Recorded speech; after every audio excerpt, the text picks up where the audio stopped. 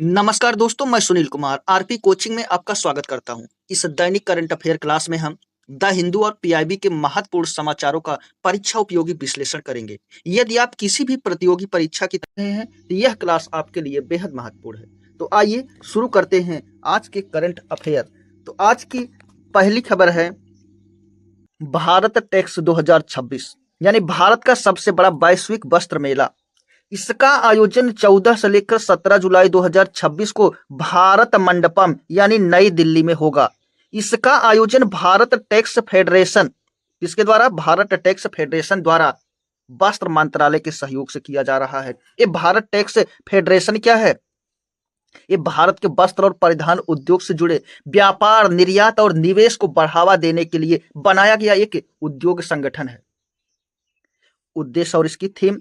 इस आयोजन का उद्देश्य भारत की संपूर्ण टेक्सटाइल वैल्यू चेन, नवाचार, निवेश, निर्यात और वैश्विक साझेदारी को बढ़ावा देना। यह प्रधानमंत्री के 5P vision farm to fibre to factory to fashion to foreign पर आधारित है। किसके? प्रधानमंत्री के 5P यानी कि 1 2 3 4 5। एक का अर्थ क्या है? फार्म, एक का फाइबर, एक फैक्ट्री, ये फैशन, ये फॉरेन। ये बातें याद रखना है। आगे देखते हैं प्रमुख इसकी भागीदारी। इस मेले में 7,000 से अधिक वैश्विक खरीदार यानी विश्व से 7,000 से अधिक क्या आएंगे? खरीदार। 1.30 लाख व्यापारिक आगंतुक, 1600 प्लस प्रदर्शन, 20,000 से ज्यादा वस्त्र उत्पादन तथा 20 से अधिक देशों के प्रतिनिधि और विशेषज्ञ इस मेले में क्या करेंगे? भाग लेंगे। प्रमुख आकर्षण। आयोजन में 100 से अधिक नॉलेज सेशन, 3500 B2B बैठकें, 100 से अधिक B2G बैठकें, 20 plus MOUs memorandum of understanding, international pavilion, state investor connect, PM MITRA यानी प्रधानमंत्री mega integrated textile region and apparel park सत्र तथा सिटी टेक्सटाइल सस्टेनेबिलिटी अवार्ड 2026। ये क्या है? यानी सिटी टेक्सटाइल सस्टेनेबिलिटी अवार्ड 2026। यह एक प्रकार का क्या है? अवार्ड है जो नवाचार को प्रोत्साहित करने के लिए दिया जाने वाला अवार्ड है। इसका आयोजन होगा। महत्व। भारत टेक्स 2026 भारत का वैश्विक टेक्सटाइल हब के रूप में स्थापित करने, निर्यात, निवेश, MSME माइक्रो स्मॉल एवं मीडियम एंटरप्राइजेज यानी कि सूक्ष्म, लघु एवं मध्यम उद्यम, टेक्निकल टेक्सटाइल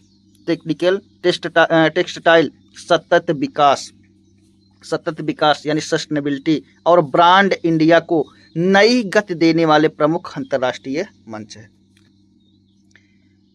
NHRC ने मुजफ्फरनगर बधुआ मजदूरी मामले का स्वागत।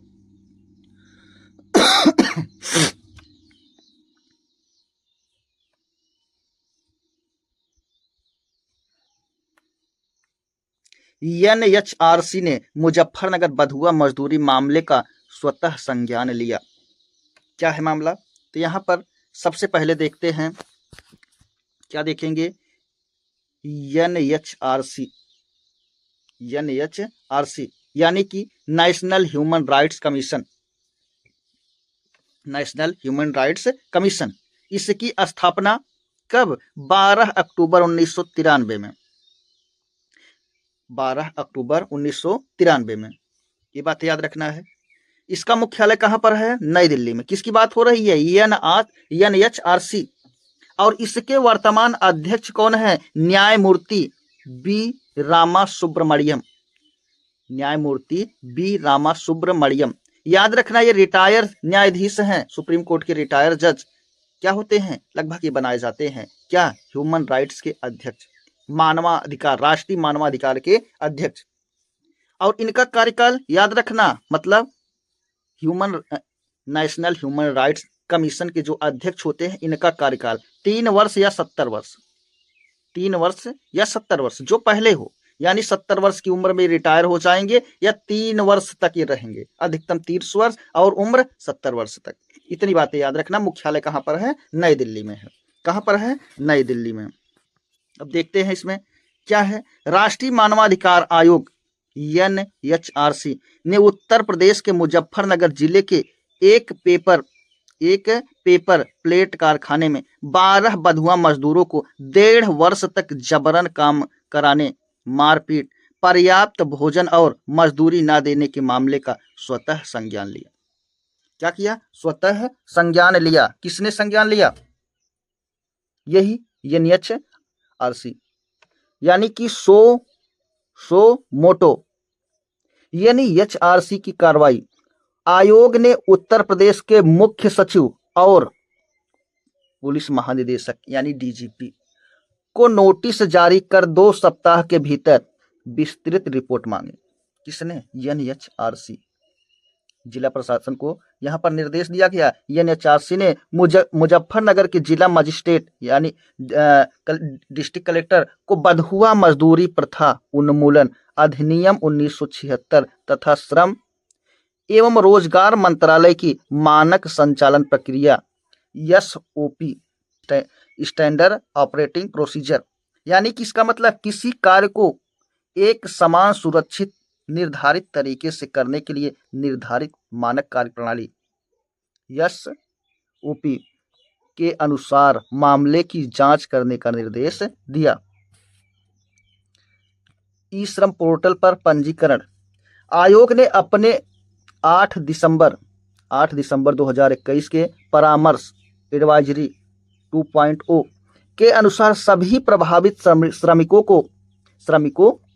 का ई श्रम पोर्टल पर तत्काल पंजीकरण सुनिश्चित करने के निर्देश दिए। क्या किया? किस पर? ई श्रम पोर्टल। किसका? भारत सरकार द्वारा एक ई श्रम पोर्टल। इस पर सबको क्या किया जाता है? सबको कहा जाता है पंजीकृत, यानी कि इसमें कौन पंजीकृत कर सकता है? असंगठित मजदूर, यानी जिसको रोजगार नहीं मिला है परमानेंट, यानी कि उनको क्या करना है? यहाँ पर पंजीकरण करा सकते हैं। यानी असंगठित क्षेत्र के श्रमिकों के पंजीकरण और उन्हें सामाजिक सुरक्षा योजनाओं से जोड़ने के लिए भारत सरकार का यह क्या है? एक राष्ट्रीय पोर्टल है। कौन? ई श्रम पोर्टल। इसमें पीड़ित श्रमिक उत्तर प्रदेश, बिहार, झारखंड, राजस्थान, हरियाणा, छत्तीसगढ़, उत्तराखंड तथा नेपाल के बताए गए उन्हें रोजगार का झांसा देकर यहाँ पर लाया गया। कहाँ पर लाया गया था? यही मुजफ्फरनगर में। मोबाइल और पहचान पत्र जब्त कर दिया गया तथा भागने से रोकने के लिए पिटबुल कुत्तों का भी इस्तेमाल किया जाता था। यानी भाग रहे हैं इन कुत्ते का इसका पकड़ने के लिए इनको प्रयोग किया जाता था। इतनी हैवानियत की बातें हैं। कहाँ पर हुई हैं? भारत में। और भारत में फिर किस जगह? उत्तर प्रदेश के मुजफ्फरपुर जिले में। आज की अगली खबर है इलेक्ट्रिक मोबिलिटी एसोचैम राष्ट्रीय सम्मेलन। 2 जुलाई 2026 को नई दिल्ली में एसोचैम द्वारा, किसके द्वारा? एसोचैम द्वारा। एसोचैम कौन है? एसोचैम क्या है? Associated of commerce and industry of India. इनके द्वारा क्या है? यह electric mobility making India the electric mobility hub for विकसित भारत, यानी भारत को इलेक्ट्रिक वाहनों के निर्माण, उपयोग और नवाचार को वैश्विक केंद्र बनाने की दिशा में इलेक्ट्रिक मोबिलिटी को बढ़ावा देने की ये पहल। क्या है? पहल विषय पर राष्ट्रीय सम्मेलन आयोजित किया गया। इसकी अध्यक्षता केंद्रीय पर्यावरण, वन एवं जलवायु परिवर्तन मंत्री भूपेंद्र यादव ने किया। कौन किया? भूपेंद्र यादव। क्या किए? इसकी अध्यक्षता किए इस कार्यक्रम की। सम्मेलन का उद्देश्य भारत को 2047 तक वैश्विक इलेक्ट्रॉनिक मोबिलिटी हब बनाना, यानी ईबी इलेक्ट्रॉनिक व्हीकल अपनाने, यानी ईबी क्या करने को? अपनाने, इलेक्ट्रॉनिक व्हीकल को अपनाने में तेजी लाने तथा हरित एवं सतत परिवहन को बढ़ावा देना। किसकी बात हो रही है? हरित मतलब यहाँ पर गैर परंपरागत ऊर्जा का प्रयोग करने की बात हो रही है, जिससे CO2 का उत्सर्जन कम हो। CO2 क्या है? ग्रीन हाउस गैस है, जो कि ग्लोबल वार्मिंग के लिए सबसे ज्यादा प्रभावी गैस मानी जाती है। प्रमुख चर्चा के विषय सम्मेलन में चार्जिंग इंफ्रास्ट्रक्चर, स्थानीय विनिर्माण, बैटरी सप्लाई चेन, तकनीकी नवाचार, वित्तीय सहायता और नीतिगत निरंतरता जैसे विषयों पर चर्चा हुई। भूपेंद्र यादव के प्रमुख वक्तव्य, क्या कहा इन्होंने? उन्होंने कहा कि इलेक्ट्रिक मोबिलिटी केवल तकनीकी बदलाव नहीं है, बल्कि हरित विकास, सर्कुलर अर्थव्यवस्था, पारदर्शी शासन, हरित रोजगार और पर्यावरणीय स्थिरता की दिशा में एक महत्वपूर्ण कदम है। यह सम्मेलन विकसित भारत 2047 को नेट जीरो, स्वच्छ ऊर्जा, हरित परिवहन, मेक इन इंडिया तथा सतत औद्योगिक विकास के लक्ष्यों को आगे बढ़ाने में महत्वपूर्ण क्या है? पहल मानी जाती। आज की अगली खबर है सी फूड एक्सपो भारत 2026 में राष्ट्रीय समुद्री खाद्य कौशल ओलंपियाड का समापन। सबसे पहले देखते हैं सी फूड एक्सपो क्या है। समुद्री खाद्य उत्पादों के व्यापार, निर्यात, विपणन और उद्योगों को बढ़ावा देने के लिए आयोजित अंतरराष्ट्रीय प्रदर्शनी है। क्या? Sea food expo. राष्ट्रीय समुद्री खाद्य कौशल ओलंपियाड क्या है?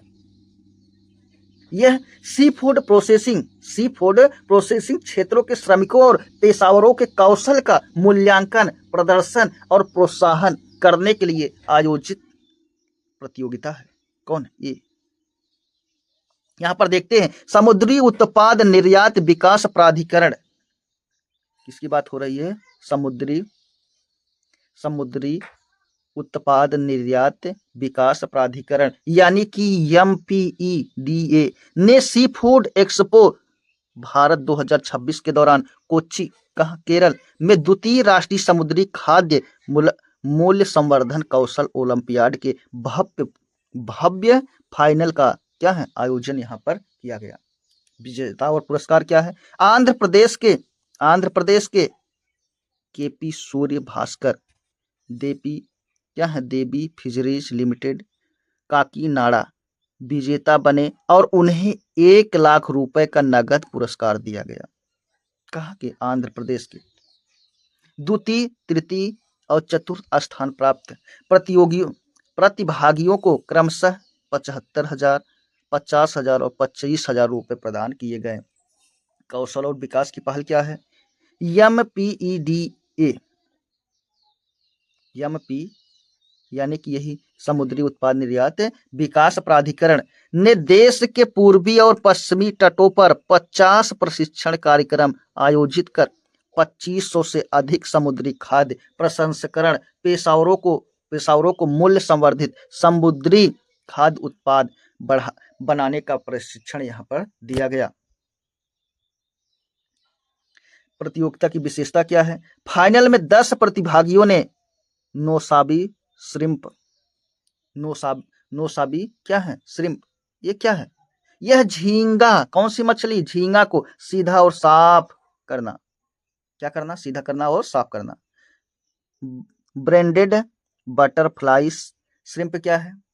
यह झींगा को तितली की तरह खोलकर उस पर ब्रेड का चूरा लगाया हुआ झींगा है। मतलब ब्रेड मतलब पावरोटी को सुखोकर उसको पीसकर झींगे को साफ करके और उस पर लगा दिया जाता है, उसी को ब्रेंडेड बटरफ्लाई झींगा कहते हैं। फिश पेटेट्स, ये क्या है? मछली के बिना हड्डी वाले, यानी कि मछली को पकड़कर उसमें हड्डी रहित केवल मांस को ही फिश फिलेट कहा जाता है। इसके सहित 6 मूल्य संवर्धित समुद्री खाद्य उत्पाद तैयार किए गए हैं। उनका मूल्यांकन तकनीकी दक्षता, स्वच्छता, सटीकता, प्रस्तुतीकरण और उत्पाद की गुणवत्ता के आधार पर किया गया। महत्व क्या है? यह पहल भारत के समुद्री खाद्य निर्यात, कौशल विकास, खाद्य सुरक्षा, गुणवत्ता आश्वासन, सतत समुद्री खाद्य उत्पादन तथा वैश्विक प्रतिस्पर्धात्मक को मजबूत करने की दिशा में महत्वपूर्ण कदम माना जाता है।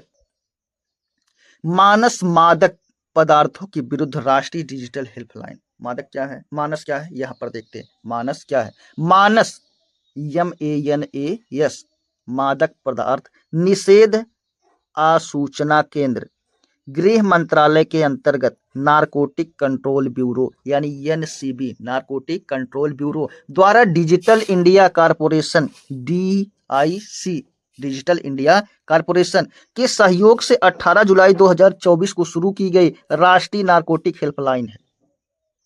क्लियर? इसका उद्देश्य मादक पदार्थों की तस्करी और नशे के दुरुपयोग की गोपनीय सूचना प्राप्त करना, मतलब गोपनीय सूचना इसका क्या है, लक्ष्य प्राप्त करना है इस हेल्पलाइन के माध्यम से। नागरिकों को परामर्श एवं पुनर्वास सहायता उपलब्ध कराना तथा नशा मुक्त भारत अभियान को मजबूत बनाना है। प्रमुख सुविधाएं क्या है? नागरिक हेल्पलाइन 1933, वेब पोर्टल, उमंग ऐप और ईमेल के माध्यम से गुमनाम सूचना दे सकते हैं, मतलब आप बिना अपनी पहचान दिए यहाँ पर क्या कर सकते हैं, सूचना दे सकते हैं। नशे से प्रभावित व्यक्तियों की काउंसलिंग के लिए काल सामाजिक न्याय एवं अधिकारिता मंत्रालय की हेल्पलाइन क्या है, 14 पर हस्तांतरित की जाएगी। डिजिटल विशेषताएं क्या है? मानस में digital ticket generation, work flow प्रबंधन, स्मार्ट IBRS क्या है, interactive voice response system, chatbot, बहुभाषी सहायता तथा डेटा विश्लेषण जैसी सुविधाएं हैं। यह मंच NCB नारकोटिक